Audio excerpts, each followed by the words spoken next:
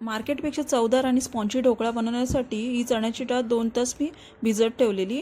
त्यात आलं, लसूण, मिरची, मीठ, हळद घालून थोडंसं पाणी घालून चांगली पेस्ट करून घ्यायची आणि त्यात एक लेमन फ्लेवरचा इनो घालून चांगलं फेटून घ्यायचं. एका कंटेनरला थोडंसं तेल लावून त्याच्यामध्ये हे बॅटर ओतून घ्यायचं.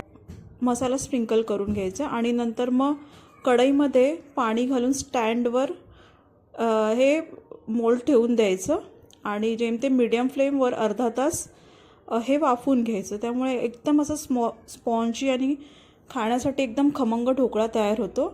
आणि फोडणीसाठी जिरं, राई, कढीपत्ता, मिरची, हिंग घालून फोडणीमध्ये अर्धा पेला पाणी टाकायचं. त्याच्यामध्ये साखर, मीठ, लिंबाचा रस घालून तडका द्यायचा.